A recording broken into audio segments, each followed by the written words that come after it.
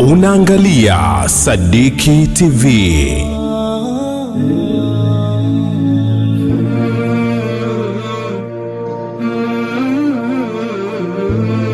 Sadiki TV, manhaj ya Qur'ani na Sunna kwa ufahamu wa salafi wa umma.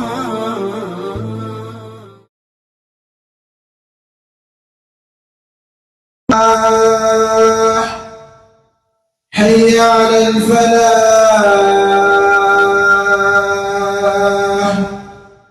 الله أكبر الله أكبر. لا إله إلا الله.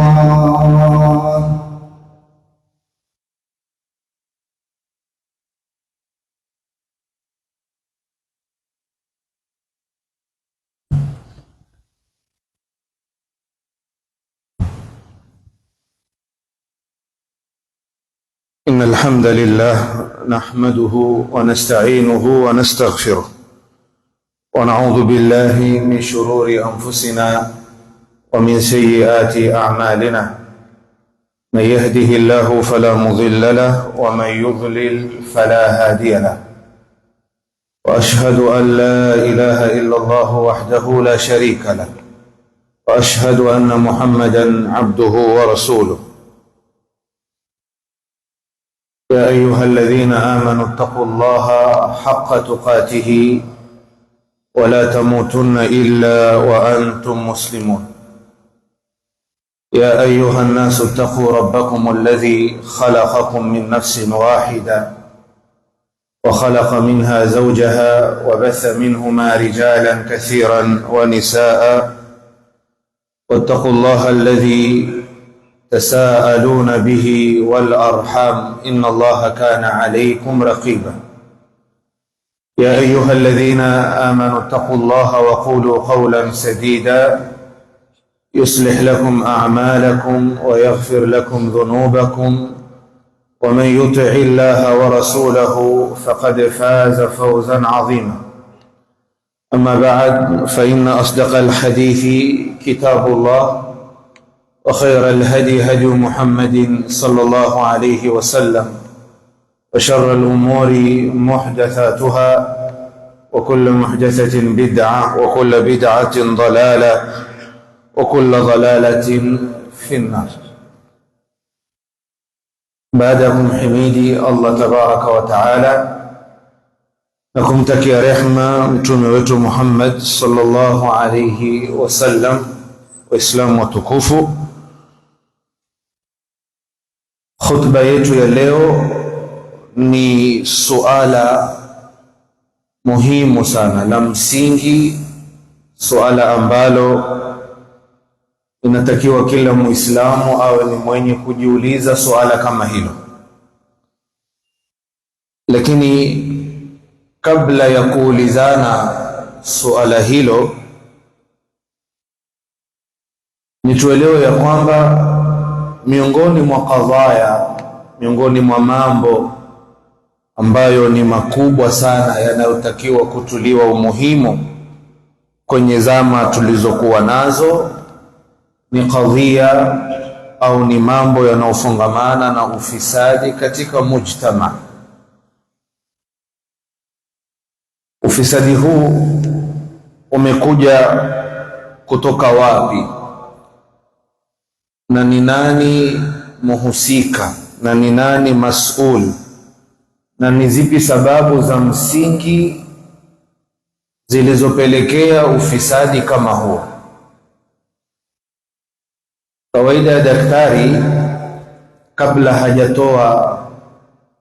hajatoa matibabu na hajatoa zile dawa ambazo anatakiwa atumiwe mgonjwa ili apate kupata nafuu katika maradhi aliyokuwa nayo, jambo la kwanza ni kutafuta chanzo cha maradhi, kilianzia wapi na sababu ni zipi.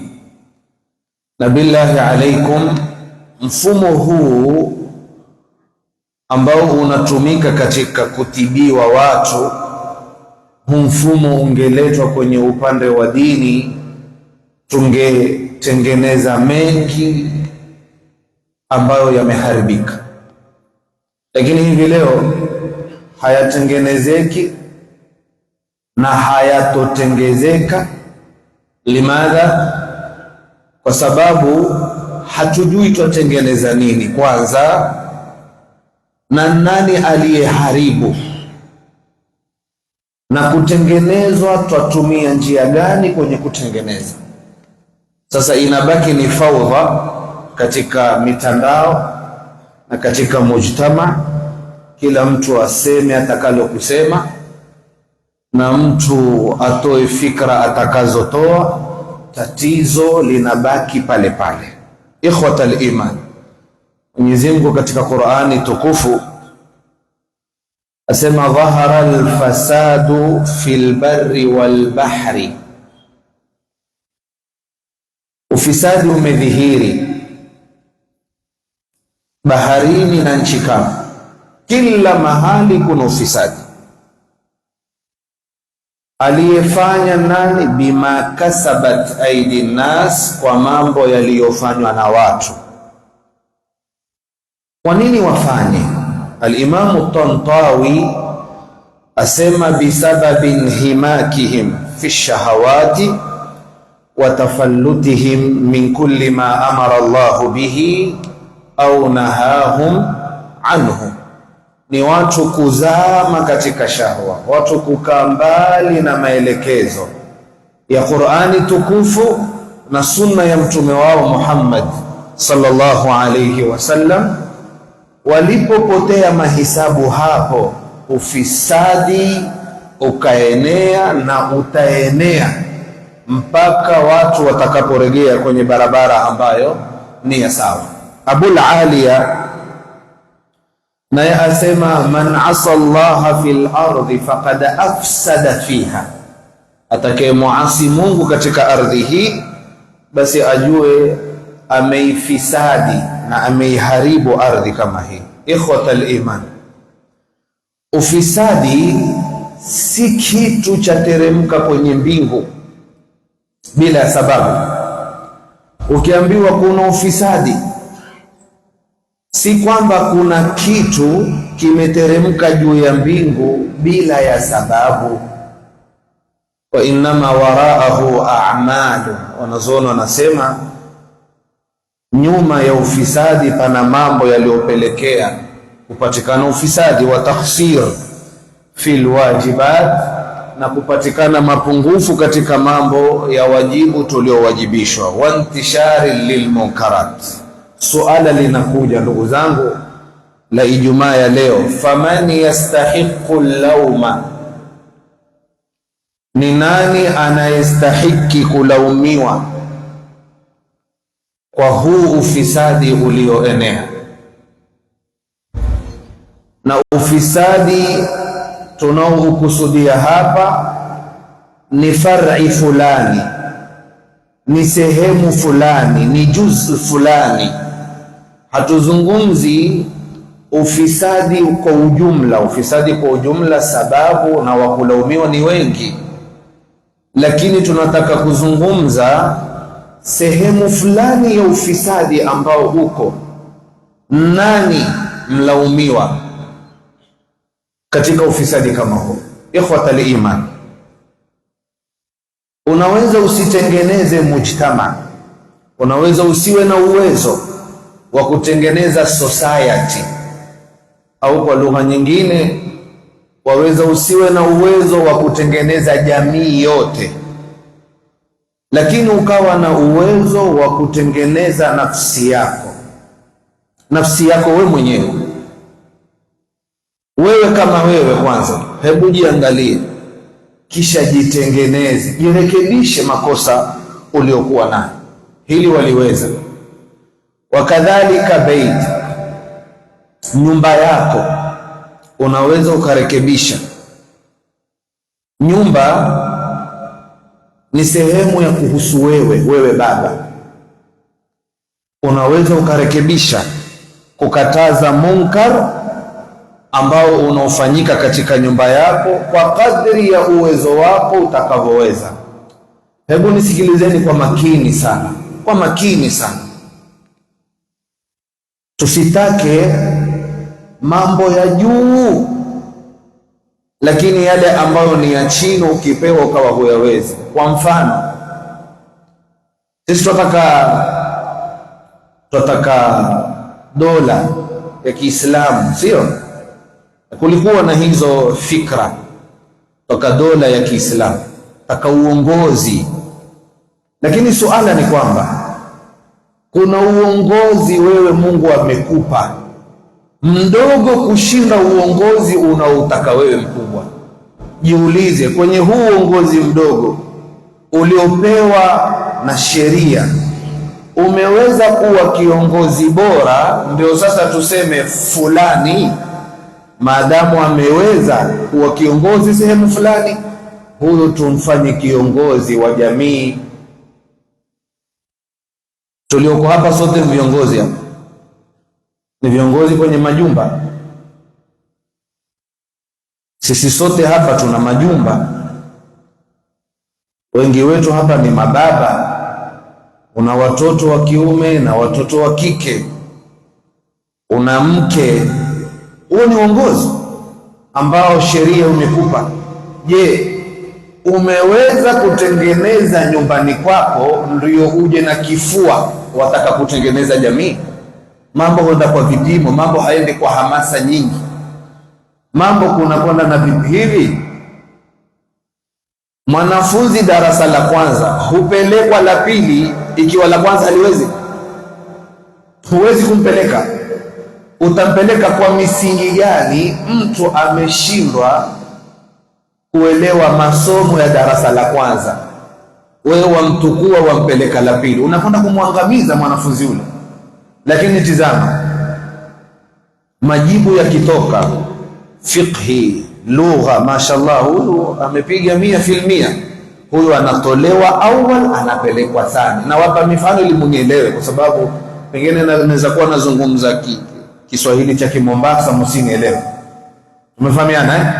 Kwa hivyo huwezi kupelekwa sehemu ya juu ikiwa ya chini imekushinda. Ndugu zangu, familia ndiyo madarasa ya kwanza ya kutengeneza jamii. Fa idha salahat, ikiongoka na ikitengezeka, basi salaha almujtama, mujtama na jamii itaongoka. Na ikifisidika nyumba na uongozi wa nyumbani, usitarajie kutengenezeka kwa jamii, bali ni maafa barabarani, ni maafa madrasa, ni maafa sokoni, ni maafa kila mahali. Sababu ni nyumbani. Kuna kiongozi tumemweka hapa hafai. Hili ni jambo zito. Uzito wa jambo hili Mwenyezi Mungu Subhanahu wa Ta'ala kawanadia waumini, kawaambia, ya ayyuhalladhina amanu, enyi mlioamini, qu anfusakum wa ahlikum nara, okoeni nafsi zenu na nafsi za ahli zenu, familia zenu, kutokamana na moto wa jahannam. Imamu Saadi asema, wa wiqayatul ahli wal aulad bitadibihim, kuwaokoa watoto na kuokoa familia, bitadibihim ni kuwafundisha adabu, wa ta'limihim na kuwafundisha ta'lim, wa ijbarihim ala amri llahi la khiyar, na ijbar kuwalazimisha familia yako wafuate amri ya Mungu, ni lazima. Si masala ukitaka fanya usitake usifanye, la, ni lazima ufuate sheria ya Mungu.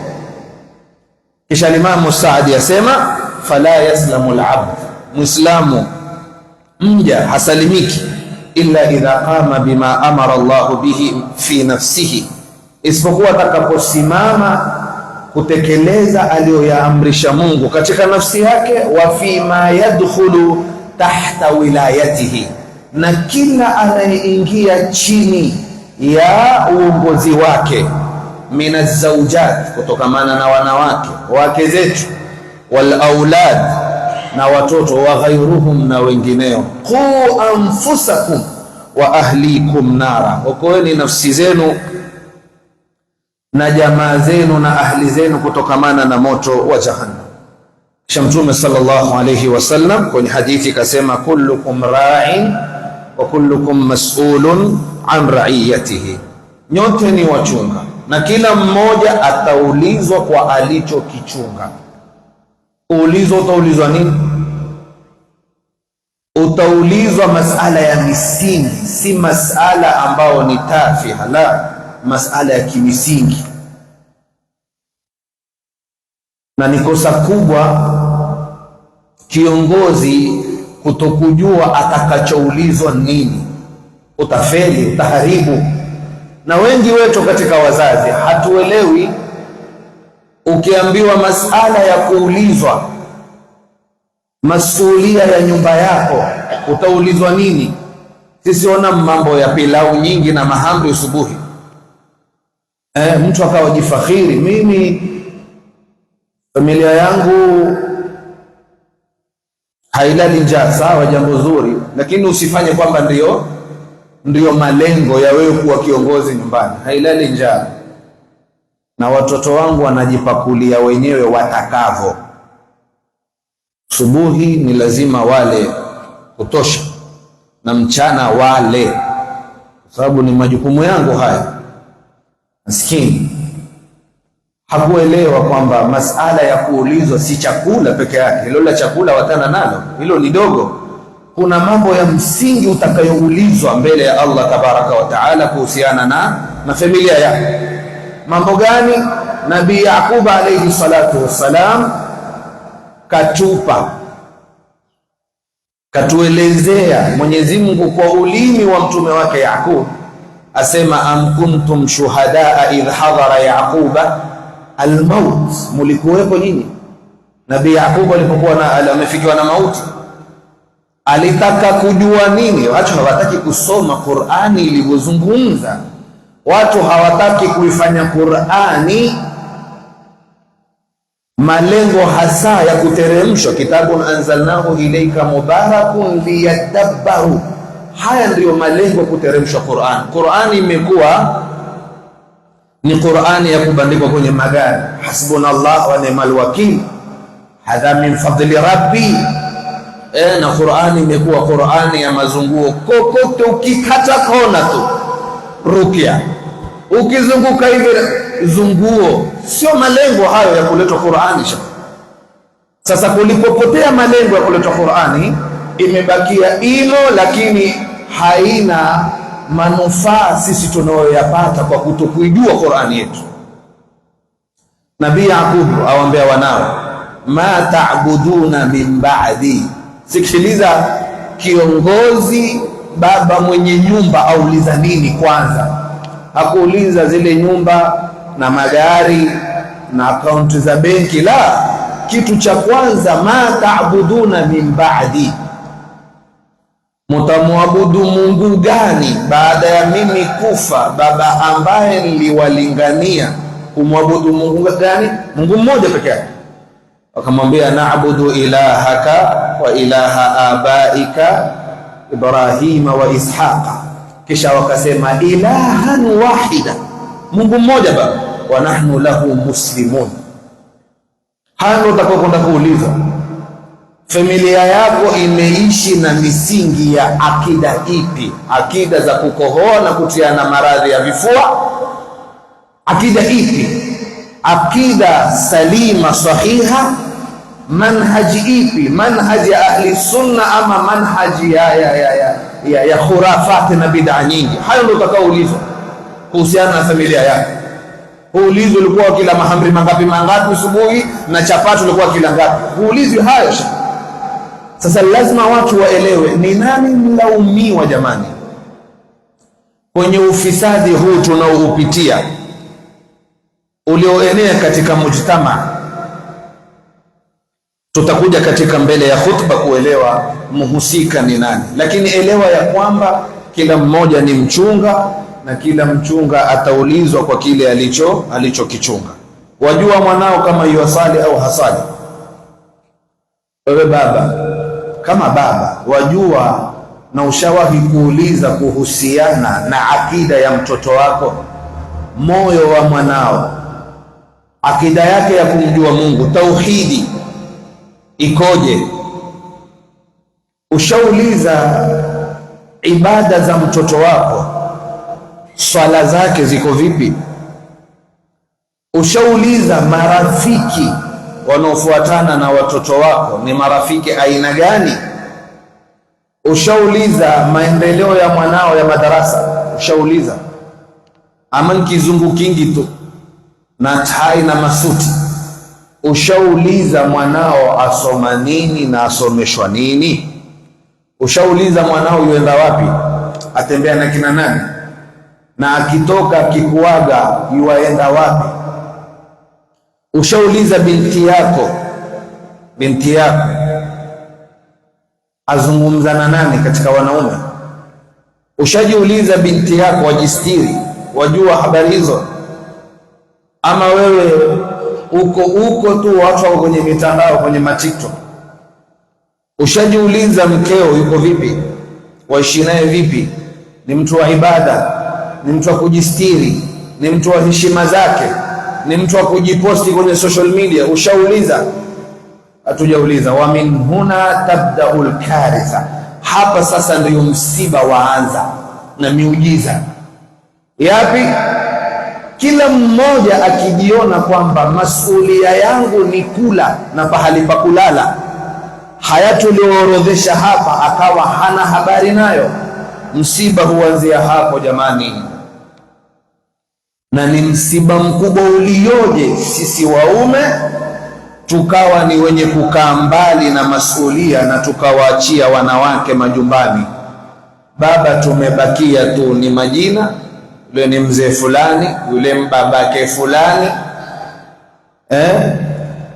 hana wakati wowote, hana cha kuzungumza, hana lolote. Ndugu yangu katika imani, Uislamu umeweka sheria na ahkam za kumtunza mwanamke, na miongoni mwa sheria hizo ni kumfanya mume awe ndiyo msimamizi wa yule mke. Kwenye aya maarufu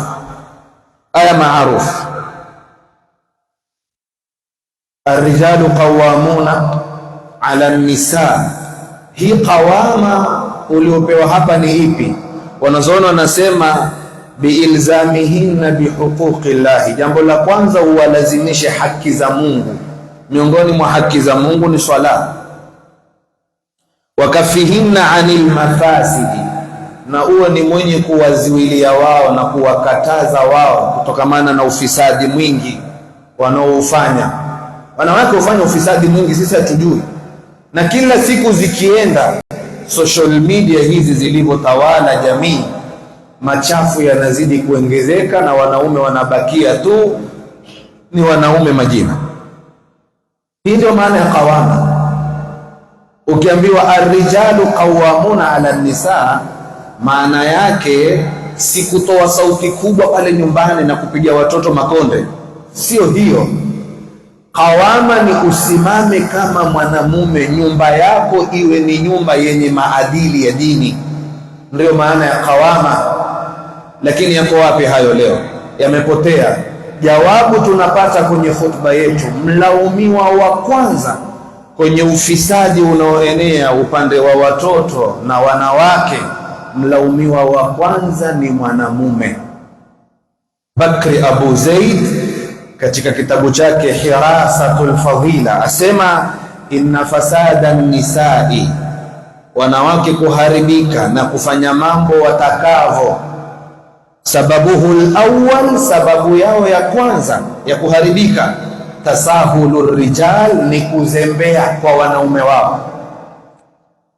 Hawa wasomi na hawa wanazuoni wenye kulichunguza jambo sababu nini, na naam, hawakukosea. Sababu ya kwanza uharibifu unaopatikana kwa bibi zetu na dada zetu na maanti zetu, sababu ya kwanza ni tasahul yetu sisi wanaume, kuzembea kwetu. Hakuna mwenye kusimama kama mwanamume, hakuna. ni wanaume majina waliobakia. Na kauli hii haina wasiwasi, ni kauli ya kuandikwa kwa wino wa dhahabu. Nyumba yoyote ya Muislamu, mwanamke ikiwa iwafanya atakavyo, elewa si mwanamke, ni baba, hafai, bure kabisa. Usitafute sababu. Mabanati, wajua watu ukizungumza bila ya kuelewa utazungumza upuzi mtupu ambao hauna mwelekeo. Wanawake wamekuwa hawajisiri, mtihani wallahi. Wanawake Mwenyezi Mungu akwambia wakarna fi, wataneni na mambo wakarna fi buyutikuna kwanza. Wataneni nayo, hayo tutawaambia yako. Suala, mwanamke aliyejiposti kwenye social media ni wanani huyu? Manake mwanamke ni mmoja, ana moja katika mawili au matatu. Mwanamke yule imma ni mtoto wa mtu. Kuna mwanamke ametoka mbinguni hapa, kuna mwanamke hapa duniani ukiulizwa huyu babake nani, huyu hana baba huyu.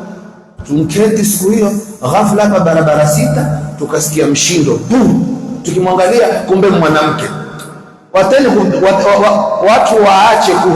Watu waache kukimbia ukweli. Sikimbie ukweli bwana.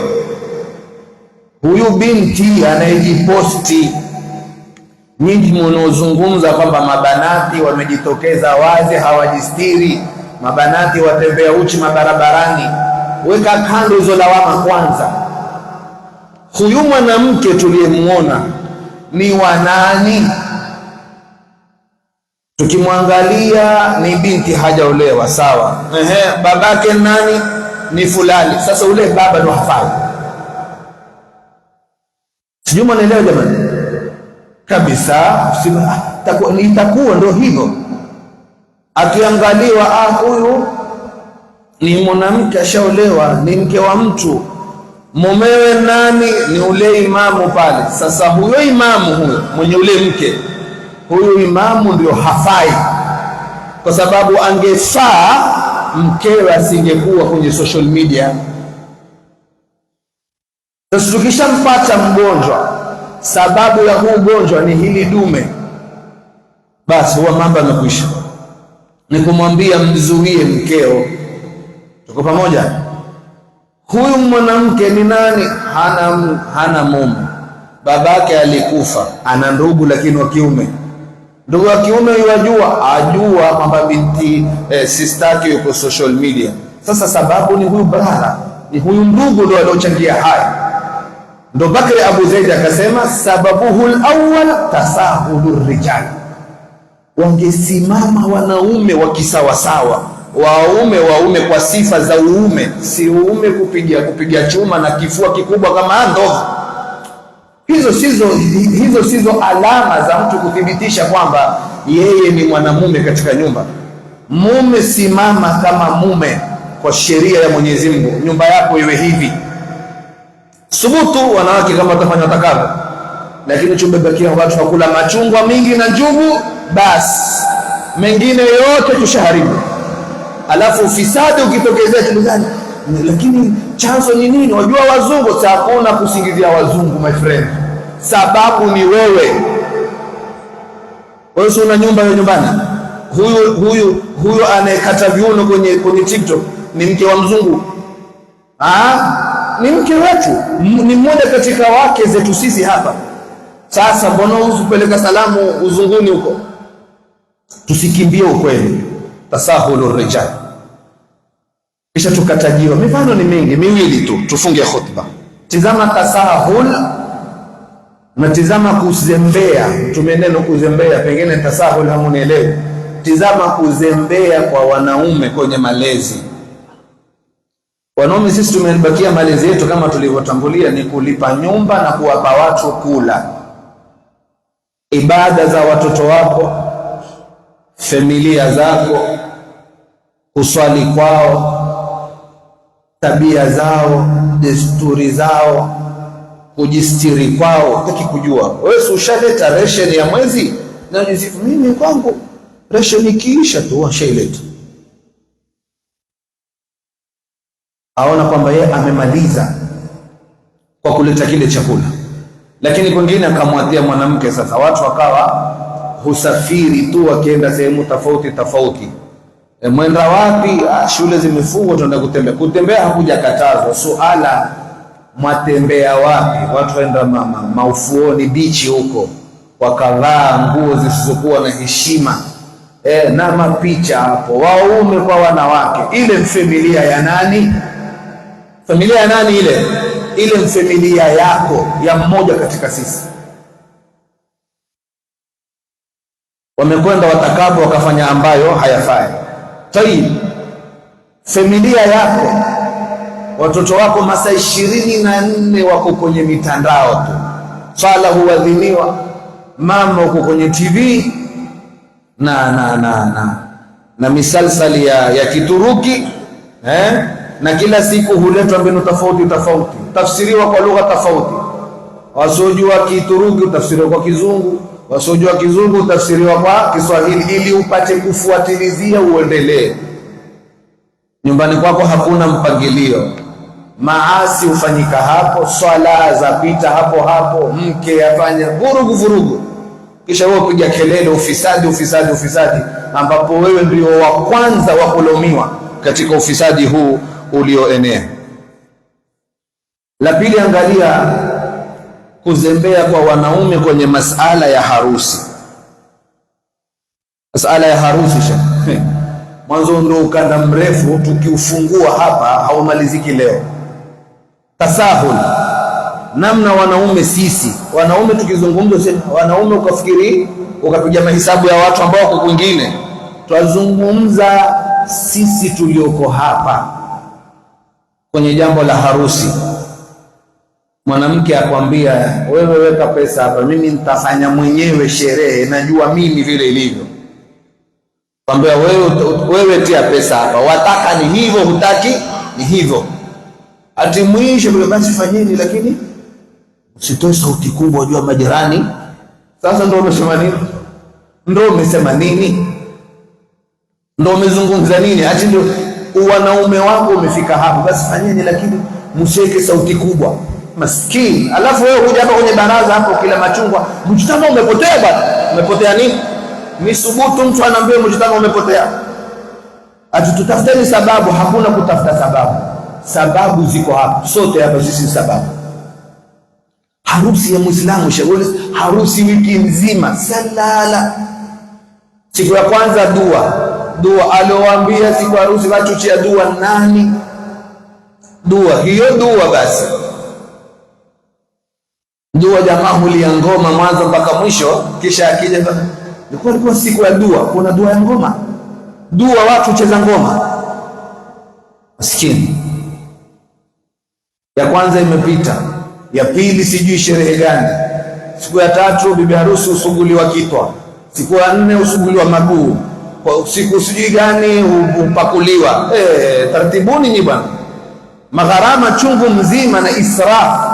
Na wewe mzee huko utoka ukiingia mambo yako sawa, mashaallah, Mungu afanya harusi ya khair na maasi yote haya.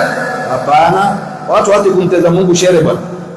Harusi ya khair, maasi kuanzia mwanzo mwisho, funga faili. Sasa ndio jamaa huletwa, bibi harusi huletwa kutoka nje huko, yeye yuko hapa bibi harusi ule mkia wa veli huko barabara ya 9 nini. Sasa watu wamsaidie mpaka akiingia amechoka. Haya tena kupigwa na mapicha hapo, mwanamume aingie acheze. Hakikisha sisi kisha utafuta sababu ya ufisadi. Wewe si ndio ulioingia?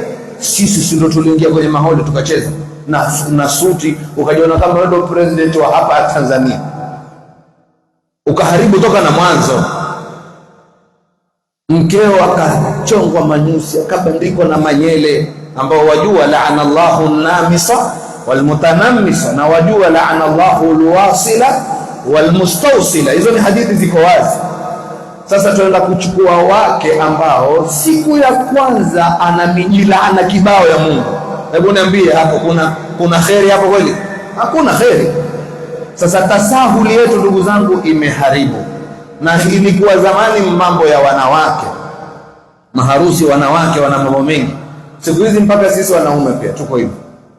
Harusi zetu ni msalsal. Zamani ilikuwa ni bibi harusi kuingia holi. Siku hizi mpaka mabwana harusi huletwa kwa shangwe, yani letwa kwa shangwe. Kisha chakula cha zamani kilikuwa tofauti na sasa. Sasa ni usumbufu, uketi kwenye meza mumezunguka hivi. Haya, kitu cha kwanza muletewe njugu mutafune, mkimaliza kunazi. Wewe tulete wali, tutakutoka, kuna kazi tutakufanya sisi. Ngoja kidogo, yule kula tu makasida wacho na mijoho na nini. Kimaliza umeletewa sijui jalabibi sijui chwa nini hizo. Hakuja ketwa vizuri, kumeletwa keki na kahawa. Mpaka ukija ukila huadhiniwa alasiri. Sasa ndio nini hasa? Alafu sisi tutafuta sababu ya ufisadi. Sababu ya ufisadi ni sisi Waislamu wanaume ambao tuko hapa. Tasahuli yetu katika mambo. Na mwanamke akwambia si siku moja tu. Yaani siku moja kumaasi Mungu imeonekana ni jambo la kawaida. Si siku moja tu. Kumchonga nyusi siku moja, na kupiga ngoma pia siku moja. Hakuna wasasi, siku moja tu. Ama mwingine akwambia sasa hii ni harusi matanga. Hii ni harusi mume wangu. La, acha tu sherehe tucheze tena harusi ya mtoto wetu wa kwanza. Sasa kama mtoto wetu wa kwanza ndio nini? Ndio umepewa nafasi ya kufanya ufisadi? Waislamu tutoke hapa Ijumaa leo tujue ya kwamba ufisadi unaoenea kupitia haya tulioeleza. Tusitafute wa kulaumu. Usitafute. Ukitoka hapo kivaa viatu, sema ufisadi ulioenea sababu nani? Jiambie mwenyewe ni mimi. Kabisa. Sasa tunataka umalizike. Tusimame kama wanaume. Na wanaume kusimama ni kusimama wanaume kidini, si wanaume kimwili. Hapana. Mtume alimuona Ibn Mas'ud radhiyallahu anhu, masahaba wamcheka, upepo ulipovuma kiasi, basi ikawa hupelekwa na upepo vile alivyomwembamba na ile miguu yake maskini. Masahaba wakacheka. Mtume akauliza, mwacheka nini?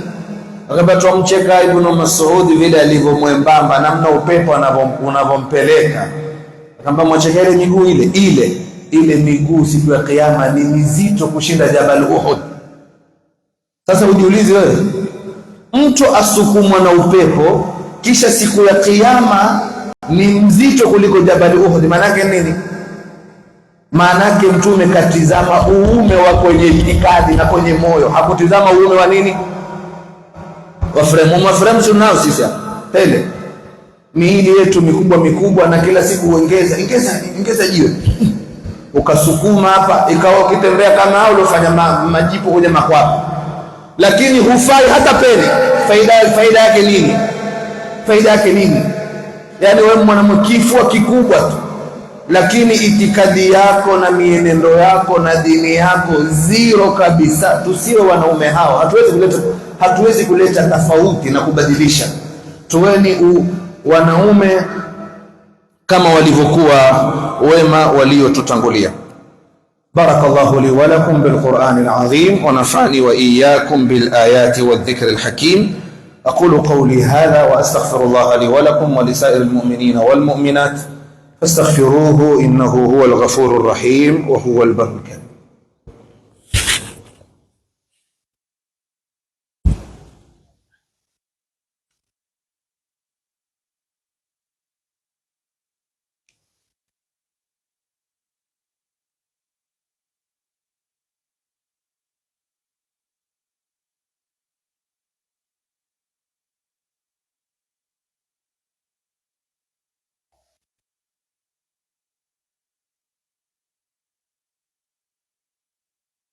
الحمد لله رب العالمين وأشهد أن لا إله إلا الله ولي الصالحين أشهد أن محمدا خير الخلق أجمعين كونوا عباد الله إخوانا واعتصموا بحبل الله جميعا ولا تفرقوا واعلموا أن الله ينادي عباده المؤمنين فيقول إن الله وملائكته يصلون على النبي يا أيها الذين آمنوا صلوا عليه وسلموا تسليما. اللهم صل على محمد وعلى آل محمد كما صليت على إبراهيم وعلى آل إبراهيم وبارك على محمد وعلى آل محمد كما باركت على إبراهيم وعلى آل إبراهيم إنك حميد مجيد. إخوة الإيمان, nadhani ni message, ujumbe ambao tumefikishiwa na dini yetu tukufu. Sisi makhatibu kazi yetu ni kutafsiri, lakini lolote linalozungumzwa katika mimbari hii weka kwenye akili yako, sawirisha na uamini hivyo kwamba haya ni maneno ya kutoka kwa Mwenyezi Mungu Subhanahu wa Ta'ala na mtume wake Muhammad sallallahu alayhi wasallam, maneno ambayo yakizungumzwa kila mmoja anatakiwa aseme sami'na wa ata'na. Na sami'na wa ata'na inayotakiwa ni ya vitendo, sio ya kimaneno, inatakiwa ya kivitendo. Tukikubali na tukiridhia ionekaniwe vile tunavyolifanyia kazi. Tumezungumza ni nani wa kulaumiwa kwenye ufisadi wa wake na mabinti na watoto. Kuna ufisadi mwingi katika sehemu nyingine na nyanja nyingine, lakini kwa leo tumepata kwamba social media, uchafu ulioko katika social media, tushamjua aliyeleta hii, aliyesababisha hii virus ya corona, ashajulikaniwa ni kina nani. Sisi hapa, hata kama mtaki kujibu tawajibia, ni sisi hapa kabisa. Watoto waliokaa maskani wakafanya mambo ambayo sio, hawasomi na kila kitu, aliyesababisha hayo nani? Sisi hapa. Sasa tukitaka kutengeneza, tutengenezeke sisi kwanza, kisha sasa ndio tutengeneze na wengine. La mwisho katika nani anayestahiki kulaumiwa, nani anayestahiki kulaumiwa vile vile kwenye masala ya bid'a. Bid'a kuenea na bid'a zikawa zinatiliwa nguvu, japo haziingiliki tena nguvu, si kama zamani. Nani wa kulaumiwa kwenye bid'a hizi kuenea? Wa kulaumiwa ni watu wawili. Mtu wa kwanza kulaumiwa ni maduati na talabatu ilmu, mashekhe na wanafunzi wanaosoma, hawa ndio wa kulaumiwa. Wa pili wa kulaumiwa ni matajiri, matajiri wa kisunna ambao hawataki kujitolea kwa sababu ya kuisambaza sunna na kupambana na khurafat. Hawa watakuwa mas'ul mbele ya Mwenyezi Mungu. Abdul Aziz Ar-Rajihi, juzi nimeona imewekwa picha yake kwenye mtandao, kisha akaandika maneno. Yale maneno ni maneno ambayo ni mazito sana, wanaotakiwa matajiri wa kisunna wayatumie na yaweke akilini. Asema ni katika ujinga na ni katika upumbavu wa hali ya juu mtu awe ana pesa benki asizitumie kwenye dini ya Mungu mpaka akafa. Na maneno yake kweli ni katika ujinga. Yani una pesa zimeketi benki, wewe kazi yako nsimu milioni 400, basi una raha tu vile zimeandikwa pale, imekuja ile nini milioni 400.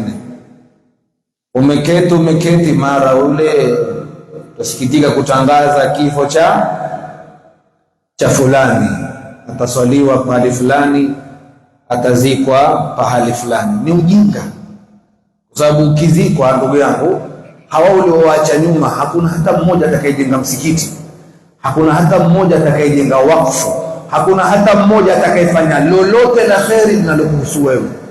Pale kila mmoja itakuwa hutafuta loya zile pesa zile za nani? Ziwe zake. Hakukosea mwanachuoni huyu. Ni katika ujinga mtu kuwa na pesa benki zimejaa hazina kazi, kisha asizitumie katika da'wa ya Mwenyezi Mungu Subhanahu wa Ta'ala. lakini mlaumiwa zaidi ni maduati. Ndugu zangu, haya yanayoendelea haya khurafat na vita vya kupambana na bid'a zama hizi ni vita vikubwa zaidi kuliko zama zilizopita. Zama zilizopita ni pahali fulani kuna bid'a, watu wanakwenda pale wanafanya mihadhara kadhaa, lakini hivi sasa social media, kila mmoja yuko na simu yake, mwingine uko chumbani, mwingine chooni, asema atakaye kwenye kuchafua. Sasa na sisi maduati ni kutumia hiyo nafasi ya kupambana na bid'a, lakini hakuna siku, kila mmoja aogopa na kila mmoja ataka kuonekana yeye ni mzuri, hapendi mizozo. Ndugu yangu, hata ukawa mzuri vipi, maadamu ukisimama na haki utaonekana ni mwovu. Wewe umesoma madrasa gani kweli? Ulisoma dini gani? Kwa sababu Mtume Muhammad sallallahu alayhi wasallam alijulikaniwa Makka na Makureishi na makafiri wale konki wenyewe, alijulikaniwa, ilikuwa kiitwa as-sadiqul amin, mkweli muaminifu. Mkweli muaminifu kabisa, ukijana mkweli muaminifu. Aliposema ateni ushirikina, shikamaneni na tauhidi, akawa sahirun kadhab. Kusoma dini, ukusoma hii sera kweli? Kisha wewe wataka radhi za nani? Wewe wataka uonekane mzuri na nani? Falibratu bima inda Allahi la ma inda nnas. Mazingatio mtu hutizama yaliyoko kwa nani? Kwa Mungu, hutizami yaliyoko kwa watu. Turegeeni nyuma, na kuregea nyuma ni kupatikana ushirikiano. Yule akishambulia kule, mwingine anashambulia huku, mpaka yule mtu wa bid'a akija akitumiwa zile klipu hazipungui 10 zote za mhusu yeye. Mtu atafanya adabu na kuzungumza katika dini mambo ambayo hakuna, lakini mtu zungumza klipu yatembea, kila mmoja ujamaa kapinda, mfanyie raddi, kapinda. Ndio umesema nini vile tu, sijui kawaje kapewa maslahi, hujasema kitu. Zungumza alichozungumza kwamba ni bid'a. Leo klipu ni nyingi shekhi. Hivi sasa ni klipu ya kwamba watu hutumia maneno ya Ibn Taymiyyah, kajuzisha kusherehekea mazazi ya nani? Mazazi ya Mtume. Khutba imekwisha, lakini ingekuwa ni muhadhara hii tungeimalizia mpaka mwisho.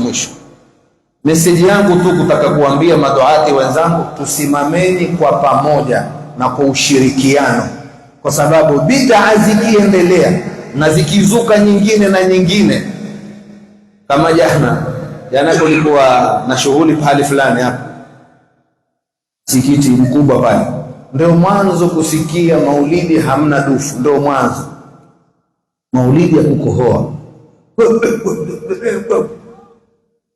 Hiyo ni mpya, hiyo ilikuwa sina hiyo. Umeelewana vizuri? Sasa kama vile mtu akizungumza vile, siku ya pili muhadhara, zile nyuklia zile na maguruneti yanaelekezwa pale.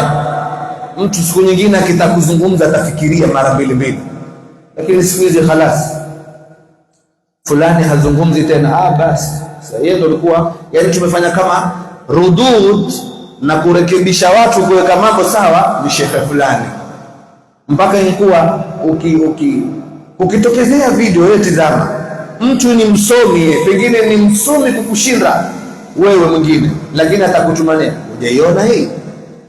Manake nini hujaiona hii? Manake zungumza, mfanyie radhi. Wewe mbona uzungumzi? Hataki kuonekana kwamba yeye ni mtu wa nini, ni mtu wa mizozo. Mwenyezi Mungu atuongoze. Allahumma izil islam wal muslimin wa dhil shirka wal mushrikin wansur juyush al muslimin ودمر أعداءك أعداء الدين يا رب العالمين. اللهم أرنا الحق حقا وارزقنا اتباعه، وأرنا الباطل باطلا وارزقنا اجتنابه. ربنا تقبل منا إنك أنت السميع العليم، وتب علينا إنك أنت التواب الرحيم. عباد الله، إن الله يأمر بالعدل والإحسان وإيتاء ذي القربى وينهى عن الفحشاء والمنكر والبغي يعظكم لعلكم تذكرون. اذكروا الله يذكركم واشكروه على نعمه يزدكم ولذكر الله أكبر والله يعلم